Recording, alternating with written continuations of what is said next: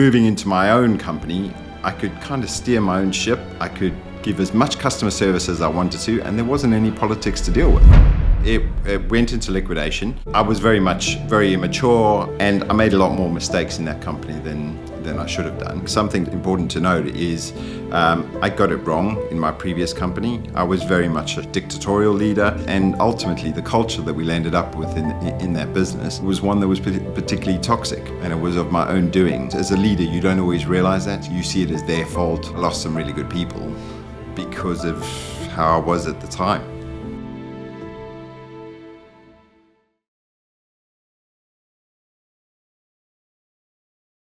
Hello, I'm Austen Clark, and I'm your host on this edition of our NGage member profile. We're here in Bristol enjoying our Q1 event. We have our guest today, Wayne Stanley, joining us today. So before I just introduce you to Wayne, I'll just ask a favour from you who are watching this series. If you haven't yet, I would ask you to subscribe, hit the like button, or leave a comment. In fact, more comments the better. We're really enjoying this series, and we're learning a lot about our membership, and hopefully you'll learn a lot about Wayne and his business. So, without further ado, let's crack on. Hello, Wayne. Hello. How are you? Yeah, good. You all right? I'm really good. I'm really pleased. Well, I've been wanting to get you onto the podcast. I think we've tried maybe once before, and it didn't really work. But we're now here today, so it's really great to have you. So, Wayne, what I'm going to ask you to start with is just give us a little insight as who you are, where you've come from, what's the name of your company, and we'll get into a little bit more depth there, but just give us that snapshot. Yeah, so originally, I don't know if you could tell from the accent, but I'm from South Africa. I came over at about 98, essentially looking for a better life, really. And now, where I am today, I've got a company, nice small team of nimble techies. Yeah. Company's called Iron Dome, and we're based in Surrey, just outside London. Nice, great. So let's just dig into that a little bit. So how did you give us through the history? You mentioned there that you came across, I think you were, what did you say, you were 18? Yes, 20? that's right. Yeah, 18, 19. A teenager, yes, flying across. That's quite challenging, is it not? Yeah. I mean, wow, that's you really branching out on your own. Absolutely. 48-year-old me looks back at 18-year-old me and going, what did you do? Yeah. Why? On your own, really? You were on your own as yeah, well. Absolutely. Wow. And, but at 18, that's what I wanted to do, and I was coming over, and I was gonna, see the world, and make a new living and make a new career for myself. And family was back in South Africa. You left them. You actually travelled on your own. It was one of those things you went and did. Back in the days, it was late 90s. Yes, 96, I think, 98 maybe. Oh wow, yeah. Got on a plane, came over here. Where did you land in? Where was it? I ended up staying in a hostel in Leinster Gardens in Bayswater in central London. Was that like one of those backpacker Yes, kind of? exactly, Yeah. exactly. Those were was there the ones where the dorms where they had Yeah. lots of people? How many people? I did my traveling in Australia when I was a young guy, and I remember going into these hostels. So how many people were in these rooms at that stage? I think I was sharing with 6 people. Wow. There were other dorms that had 8 people in them, but I didn't know what to expect coming over to the UK. So. And you never thought anything of it. It was just, No. hey, I'm going to go. Was that like the backpacking era? It was. I had a backpack. I can't even remember how many litres it was, but it was almost bigger than me, to be fair. Came over, and everything I had was in that backpack. Really? All your worldly belongings Absolutely. in your backpack? Yeah. Wow. So take us through what happened there. You're 18, you're in London, Yeah. you're making a new life for yourself. How did you get started? I was in London. I bought like a week or maybe a month's worth of accommodation, and I was eating pubs, and got towards the end of the month, and I was running out of money, and I hadn't found a job, and I was about to go home, and I saw a job advertised for putting computer chips into computers for a company called LNX in Hanger Lane somewhere. Wow. And so I went for that, got that job, and that was my first foray into IT and computer chips. And So you hadn't started with an IT career before that. This is just your entry into it. Absolutely. In South Africa, I was actually helping people to reset their television decoders, and so, but that was it really. Other than that, it was customer service type roles, things like that. Okay. So take us on. So you're there. You're now putting chips into computers. How did you progress on to then getting into becoming, obviously, the Iron Dome? But how was that journey? What did that take? From LNX Computers, I saw a customer service job selling herbal supplements in a multi-level marketing company in central London. I went and I started with them as a customer service rep. They noticed that I had skills in IT that I'd picked up working at LNX, and they had a couple of servers running NT4. I think the computers were Windows 95, 96. Oh, right. And so I said, I can look after those for you. So they moved me into IT. They sponsored me to do a MCSE. Wow. At the time.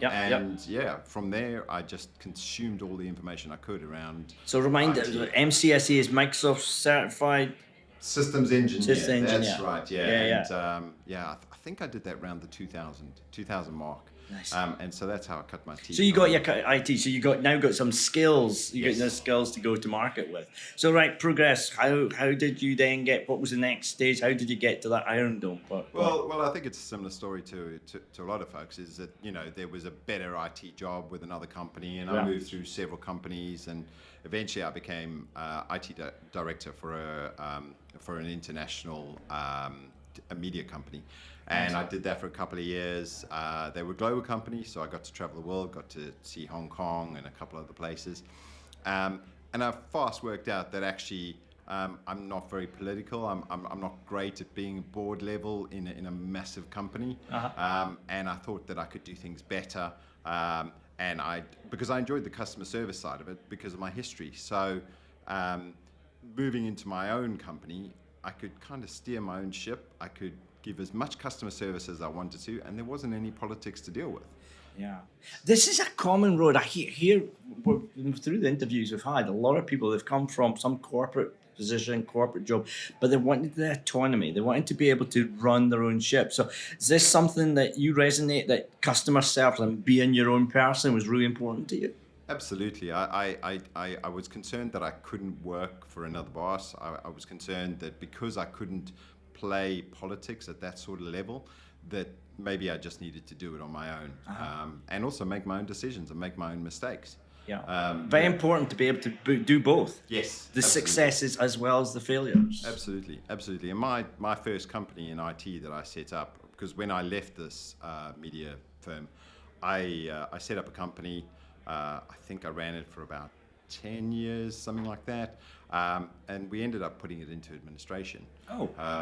So this is your first foray, and you actually created your first company. Yeah, absolutely. So Iron Dome is the grown-up, more mature version of Wayne.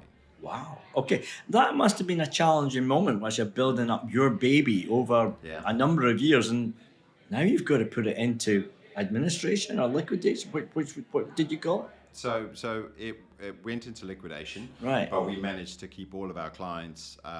We actually took all the clients from that company. We put them into the new company. I was very immature. When I left the media company, I had no formal business training, and I made a lot more mistakes in that company than I should have done. And so we ended up having to leave that company behind. Wow. And that must have been some trialing times then when you were doing that. I'm sure that I can only but imagine, the stresses of running a business.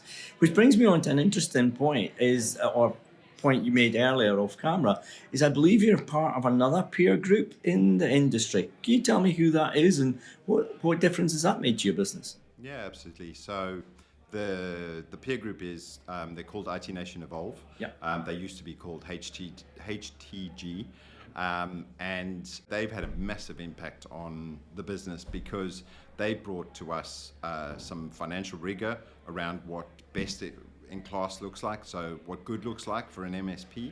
And so we've had a flagpole that we can kind of aim at so that we know that we're doing well and we're operating profitably. Excellent. Which brings me on to the next subject point, which I would like to ask you, is that we're here at Network Group. Network is a peer group as well. We're a community. Yes. So you're a member of HTG, as I was, stroke Evolve, as it's now known. But you're also a member of Network Group. So what does Network Group, and I think you were going to think about this, but what does Network Group offer you as a business owner in the industry? Network Group gives us something different to what Evolve does. Evolve has a slightly more structured, accountability-based approach, whereas Network Group is very much the community side of things, the coming together, discussing, talking over the bar as to, what's going on in my business, what's going on in other people's business, and usually any problems that I bring to the room. And you find they can help? Yeah, absolutely, because the problems I'm experiencing today, there'll be another business in the room that's experienced that last month, last year, who can then offer advice to help us then go and right. Equally, someone will talk about a problem with us, and we'll have ideas as to how we can help them. So it's a bit of community of sharing there, both sharing a trouble, but also helping with a trouble for that, and that community spirit. Yeah, and this is an organisation. Network Group is growing. We introduced five new partners today, so hopefully we'll get an exciting opportunity to meet some really interesting people. But likewise, so how many years have you been in Network Group now? I think, again, 4 or 5 years with Network Group. Joined in the day where some of the incentives were, the benefits that we could get as part of Network Group was originally what attracted me into the group. Just been part of it ever since. So let's go back to that question. You spoke about Iron Dome, which was evolution number 2 out of the. So when did Iron Dome start? What's its origin date? So we started in March 2017. I think it was March 17th, which is St. Paddy's Day. Thank goodness than that day. Absolutely. We started with the same clients that we had in the previous company, except I learned a truckload of lessons, and so approached this one a lot more grown up. We had a lot more rigor in our processes and how we operated. Fantastic. I'm going to pivot a little bit here. So I want to know a little bit about the man, Wayne Stanley. I believe we were speaking about that you've maybe got a big date coming up later in the year, is it? I think we spoke about a little bit this. Is he your partner? Absolutely. So we are planning to get married in December in Thailand. Lovely. Which part of Thailand, if you don't mind me asking? That's part of the discussion. We are torn between Phuket and Khao Lak. So we recently. Are those south Phuket and are those south of Bangkok? Is it? Yes, they're both south. Yeah. Absolutely, there's some beautiful islands down there. Absolutely. This last Christmas we were in Koh Samui. Loved it. Yeah. Brilliant. We're just trying to find somewhere accessible for all our guests to get to. So. Yeah, Koh Samui is a stunning island, beautiful beaches. Been there, Koh Samui and Koh Phangan, which is the other side. I've been to both there when I was younger in the backpacking days. Might not think it, but I was. In fact, I got lost in Thailand, which is another story, and we'll do another podcast. So cut that bit, okay? But it's another day. And I take it you've also mentioned that you've got a daughter. I do, yes. So you're a family man as well? Absolutely. She is 12 going on 18, so a handful. Yeah, great. So what does Wayne Stanley do outside of work? Because work is all consuming for business owners like ourselves running these organizations. So how does Wayne de-stress? Yeah, how does Wayne relax? You've probably seen some pictures recently. Last night we were out to dinner at a steak restaurant. I am in my happy place when dealing with beef, lamb. If I could go and become a butcher and it was profitable, that's probably what I'd be doing. Really? Absolutely. So for me, being around a smoker, barbecue smoker, in the garden, doing a 16 or 22-hour cook. Just nursing a brisket or a pork shoulder through a long cook and, producing this amazing meat. What's a long cook? Well, a long cook is, where you low temperatures, you get smoke running across the meat, probably around 200 degrees Fahrenheit. And so over a 16, 20-hour period, you are, basically nursing a big chunk of meat through to where it's this amazing fall apart. Oh yeah, that tender, flavoursome meat. Absolutely. Wow. Isn't all the sauces, the hot sauces, do any of that? Absolutely. We import all of that from the States. Okay. Texas is barbecue Oh, home. absolutely. So we buy all our rubs and sauces from the States, and we create our own mop sauce. What's a mob sauce? I've never Mop heard sauce that. it's a secret recipe which I'd have to kill you if I told you. Oh, okay. I'm not wanting to be killed. Things I want to carry on with. But it's essentially it's a secret sauce that you put on during the cooking process. You can imagine 16 hours of cooking a meat, and you're just basting it throughout the 16-hour period. Yeah. Oh, wow. And how it turns out is it picks up what's called a lovely bark, so it's a crunchy outer casing. So like that black around the outside. That's Oh exactly yeah, you right. see that. So you've got your own smokers, let's say. I do. I have 2 of them, much to my partner's dismay. So. Excellent. Let's move on a little bit. So, congrats, Iron Dome. Version 2. Yes. You're at the helm. Yeah. Where's the company going? So we are doing very well, Good. thanks to the peer groups that I'm in. I think for me, an exit strategy in the next 2 to 3 years is what I'm after. Okay. I think ultimately a goal for myself, and Evolve helps with this in terms of legacy planning, life planning. I'd like to retire by the time I'm 57, 58. Okay. So Good. in order to do that, I'd like to exit this business in the next 3 to 5 years. Very good. So what are some of the challenges you've got as a business owner going forward and looking to the future? We've had a whole day yesterday discussing AI. It sounds, sounds like old McDonald half the time. Yeah. But what opportunity and where do you see the industry going? Or certainly with your business and your exit planning, where do you see it all going? So I want to try and avoid, talking about the age-old AI. I think yes, AI produces both opportunity and risk, but I think from a business owner's perspective and from Iron Dome's perspective is staying ahead of the clients, making sure that we have our clients properly protected. I think we can all agree that the threat landscape is increasing all the time. And so that really is the biggest challenge for us, is making sure that we stay as secure as we can.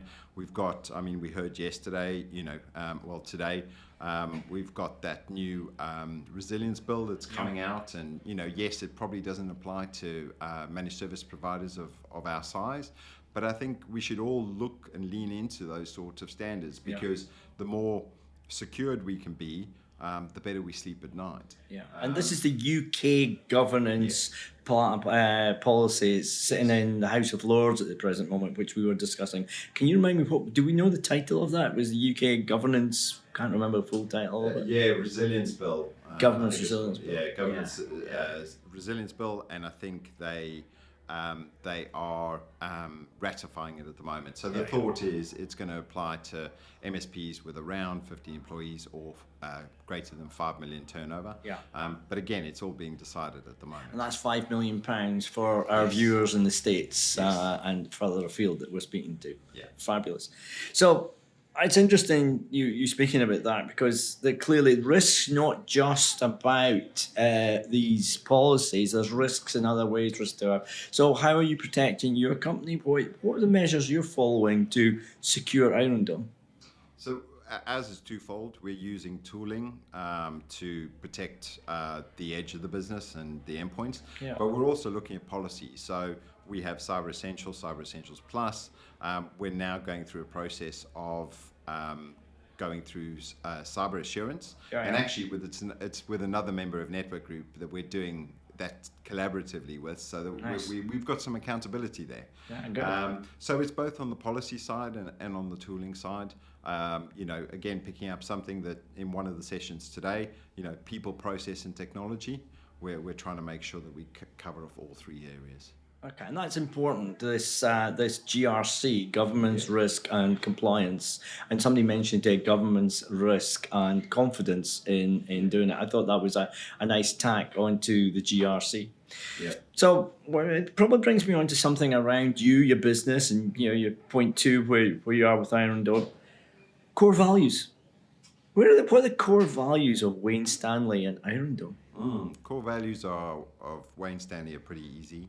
I think for me, core values are, eat well, sleep well, travel well. It's about balance, I think, for me personally. And then in terms of the business, the core values are, for us, and I never get the phrase right, but it's the Henry Ford phrase of, people come together, but they stay together because they work well together. Yeah. So, for me, it's about accountability, transparency, and having fun along the way. And that's the culture that we have in our business, is very much everything is fun, because your work family, they're like your home family. You're spending 8 hours a day with them. Yeah. So you want to get on, you want to have a good time. You're not just coming to slog away at the grindstone.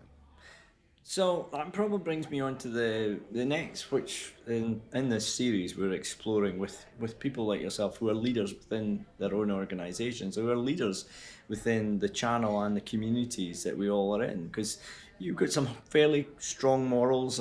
You and I have had conversations in the past, and I understand that you'll call things out when you see them. You're not one person to shy away from having that hard conversation. Mm-hmm. So that probably feeds into your leadership style. So my question is, how do you lead, and what is your outlook? I mean, when you're in, you are a shouter? Are you a mollycoddler? Are you a mentor? How do you lead your team? That's a really good question. I think something important to note is I got it wrong in my previous company. I was very much a shouter. I was very much a dictatorial leader. Leadership, I think, is something that you learn over time. You evolve over time. Natural leaders sometimes are born, but I think a lot of leadership skills are learnt, and they're learnt within your own team. And so I had to learn to grow up as a leader. Could you give me an example of something like that? It's really want to hear a bit about that. What were some of a lesson that you learned? Yeah, I think I didn't trust my team. I was always questioning their motives, capabilities, and ultimately the culture that we landed up with in that business was one that was particularly toxic, and it was of my own doing. But you don't, as a leader, you don't always realize that. You don't always see that. You see it as their fault or them. So for me, that I lost some really good people because of how I was at the time. But these are some tough lessons that we all have to learn. And unfortunately, we said very early on, we often learn more from our failures than we do from what we get right. I have over my career. So I would imagine similar to you. Absolutely, and I think this is the thing, and I know we come back to talking about peer groups, but that's the thing with peer groups is if you can learn those lessons from other people, then you can save yourself a lot of the learning curves in your own business, especially around leadership. I think looking to people that have trodden that path before kind of helps you to shape how you are as a leader going forward, and so when you come to these events, you see leaders on stage, and you can learn from them so that you can take those back into your business so that you in turn can be a better leader as well. So playing on that, or diving into it, you mentioned there was Henry Ford. That was an example of you. Have you any other reference points that you use that you'll turn back to and say, so anybody that you could speak to the audience about that you would make suggestions of that leadership learning from? I think a big thing is books, audio books. There's a lot of really good leadership books out there. Which ones would you reference? Some of the names escape me, but things like the Pumpkin Plan. Yeah, Pumpkin Plan. We've got Daniel Priestley coming to Evolve next week. Yeah. So oversubscribed leader, oversubscribed. Subject matter expert, and 24 assets. Yes, I think that's the three he does. Yeah, and he's bringing out a new book as well, I believe. Yeah. Do you like Daniel Priestley's? I do. I do as well. Yeah. I've read all three and got them on the audios as well. Yeah, but then even again on the soft side of things, so like Simon Sinek, learning from books, and reading and listening to books. I'm not a big reader, so listening to audiobooks when I'm in the car, on the plane, massively helpful. You consume that information, and it all goes into helping you to improve as a leader, instead of looking at textbooks or trying to sit in a classroom. These real world experience books, that I find they help to inform me more than anything else. We're going to, I think we've explored quite a lot. Do have one last question which I'd like to ask you, because you're a few years younger than myself, and I think I'd like to get your take on this. How do we develop that next generation of leaders? How do we inspire? How do we, because there are different age bracket to certainly myself. I've got the 5 at the front of my digits. You've got more, a few years younger than them. Where do you see that next generation, how you can inspire them? Yeah, well, firstly, Austen, I'm not that far behind you, to be fair, but thank you. For me, I think having a different approach is important with the new generation. How they interact with the world and how they see the world is not how we see the world. And I think this is where a lot of us struggle, in that we try and recruit and coach and mentor based on how we were recruited, mentored, and that doesn't work. I think we need to work out and find out, probably from them, as to how they want to interact and how they need to be approached in order to be inspired. Because ultimately, it's a lifelong career, so we need to inspire them. And let's be honest, IT is pretty boring. So, let's use things like AI or some of the cool things, cybersecurity, some of the cool things to inspire people. You could, through your role, go on to do cybersecurity for the government. You could, do you know what I mean? Yeah. So I think for me, it's first working out the language that they speak, because I think we haven't worked that out yet. And then it's giving people a chance, apprenticeships, bringing them to, industry events, things like PAX 8 Beyond, showing them how cool things can be. Yeah, fantastic. Now it's really come to the end of this session here. Wayne, thank you very much. It's been an absolute joy. So could you just say to the audience, if somebody wants to reach out and you want to reach out to Wayne, how could they get in contact with you, and what's the best communication? So the best way to get a hold of me is through LinkedIn. I think as is with most people, or look us up on the web, irondome.co.uk. Or if you see me at an event, come and say hello. Fantastic. Thank you, Wayne. Thank you. Thanks very much. That's the really sort of our end of our conversation. Wayne, I want to say a big thank you for joining us today. It's been an absolute pleasure having you here today. That's us finished in Bristol. I've learnt a lot today about Wayne. I feel as I know a lot more. I didn't know anything about these smokers. I've sort of learned a lot. So that's us. We're going to close out. I'll remind everybody, please, we're trying to build this audience here, so if you can hit the subscribe, the like button, or leave us a comment, really important. We want to get this conversations out to a big audience, and if you can help by just taking part of where we are. Thank you very much. That's us signed off.